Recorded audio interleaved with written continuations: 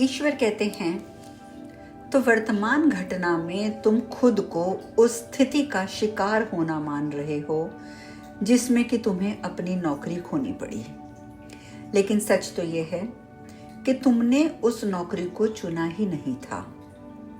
तुमने सुबह को आशा के साथ जागना छोड़कर निराशा के साथ जागना शुरू कर दिया था।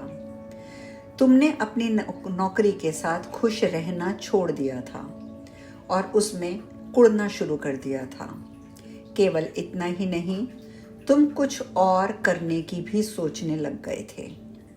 क्या तुम समझते हो कि इन बातों का कोई मतलब नहीं है? तुम अपनी शक्ति का आकलन गलत कर रहे हो। मैं तुम्हें बता दूं कि तुम्हारा जीवन वैसे ही गति करता है जैसा कि इसके लिए तुम्हारा आशय रहता है, इरादा रहता है। तो इस समय सचमुच तुम्हारा इरादा क्या है? क्या तुम्हारा इरादा अपने इस मत को सिद्ध करना है कि जो कुछ तुम चुनते हो जीवन वह तुम्हें शायद ही कभी देता हो? या तुम्हारा इरादा यह प्रदर्शित करना है कि वास्तव में तुम कौन हो और मैं कौन हूं? मैंने कहा, मुझे कुड़न महसूस हो रही है। लगता है जैसे मुझे सजा दी जा रही है। मैं बहुत उलझन में पड़ गया हूं। ईश्वर बोले, ऐसा करने से क्या कोई हल निकलने वाला है? क्यों नहीं तुम सत्य को तब सीधे सीधे तभी स्वीकार कर लेते जब तुमसे कहा जा रहा होता है, और क्यों नहीं फिर उसके सम्मुख हो जाते? खुद को आरोपी बनाने की आवश्यकता नहीं है। ये देखो कि तुम अब तक चुनते क्या रहे हो और फिर एक नए सिरे से चुनो बस। मैंने कहा, लेकिन हमेशा ही क्यों मैं नकारात्मकता को चुनता रहता हूँ, और ये कि बड़ी तत्परता से, और फिर खुद की गलतियों पर खुद को ही थपेड़ता रहता हूँ। ईश्वर बोले, तुम और कुछ करने की उम्मीद भी क्या कर सकते हो? तुम्हारे बचपन से तुम्हें बताया जाता है कि तुम बुरे हो।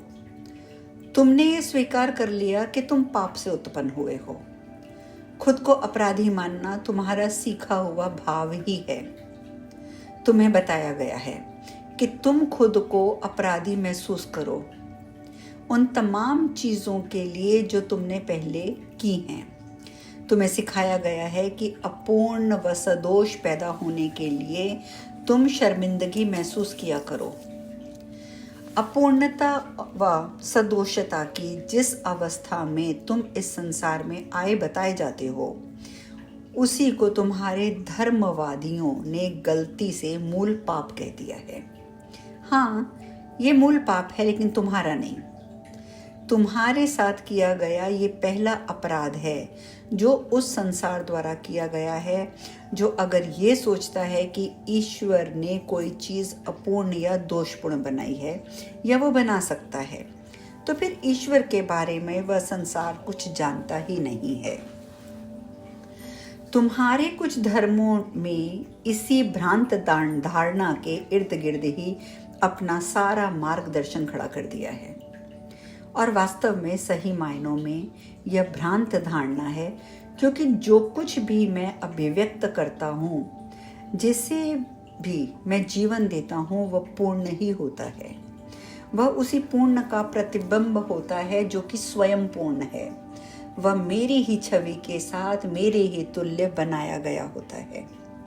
लेकिन दंडदाता ईश्वर वाली अपनी धारणा को सही सिद्ध करने के लिए तुम्हारे धर्मों को इस बात की आवश्यकता थी कि वे मुझे क्रोध करने वाला दिखाएं, क्योंकि जो लोग आदर्शात्मक जीवन जी रहे हैं उन्हें भी किसी तरह बचाए जाने की आवश्यकता तो थी ही। उनको अगर खुद से बचाए जाने की आवश्यकता नहीं है, तो फिर उनको उनकी भीतरी अपूर्णता से बचाए जाने की आवश्यकता तो है ही। इसीलिए ये धर्म कहते हैं, तुम इस बारे में कुछ करो और जल्दी ही करो, वरना तुम सीधे नरक जाओगे।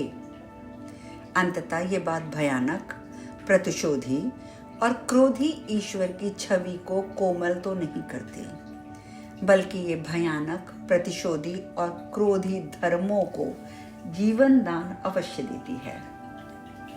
और इस धर्म इस तरह से खुद को जिंदा बनाए रखता है।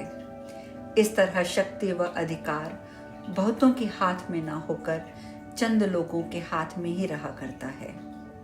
मैं और मेरे बारे में तो छोड़ो, तुम अपने बारे में लगातार तुच्छतर विचार, निम्नतर अवधारणा और कमतर कल्पना करना चुनते हो, क्योंकि तुम्हें ऐसा करना सिखाया गया है।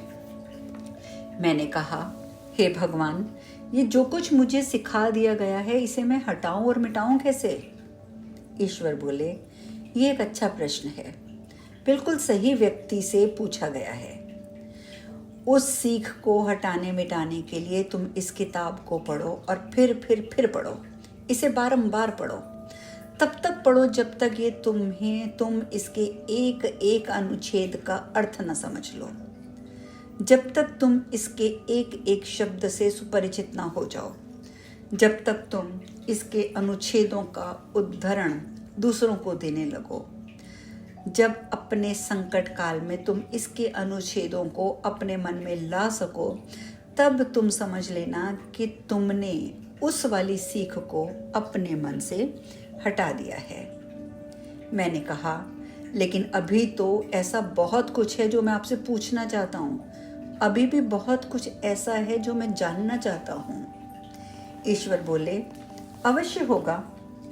शुरुआत तुमने एक लंबी प्रश्नावली से की थी, क्या अब हम उस पर लौटें?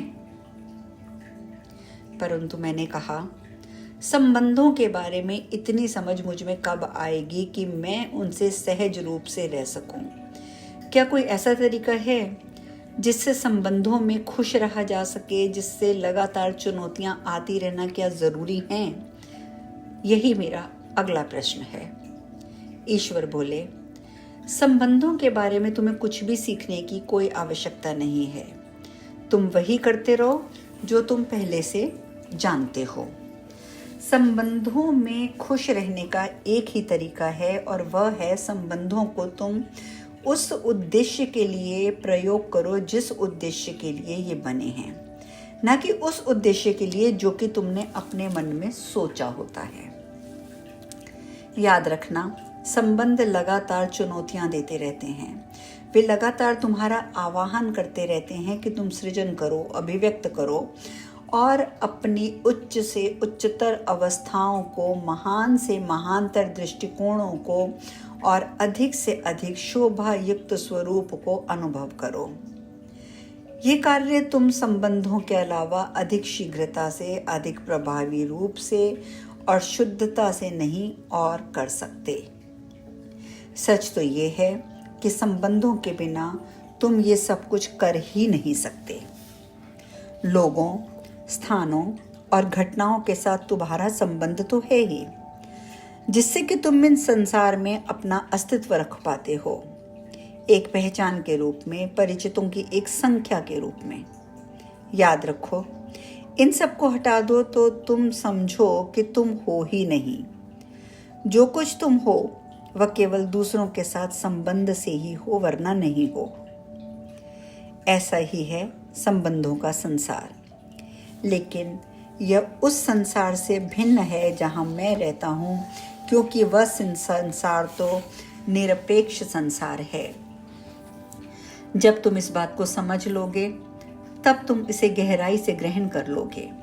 तब तुम अपनी अंतःप्रज्ञा के साथ अपने प्रत्येक अनुभव में, प्रत्येक मानव व्यवहार में, विशेष रूप से मानवीय संबंधों में आनंदित रहने लगोगे, क्योंकि तब तुम उन्हें सर्वोच्च भाव से एक सृजनशील रूप में देख सकोगे। तब तुम देखोगे कि तुम्हें जो तुम वास्तव में हो उस रूप में रचने के लिए प्रयुक्त किए जा सकते हैं, प्रयुक्त किए जाने चाहिए और प्रयुक्त किए जा भी रहे हैं, भले ही तुम उनका ऐसा करना चाहते हो या ना चाहते हो।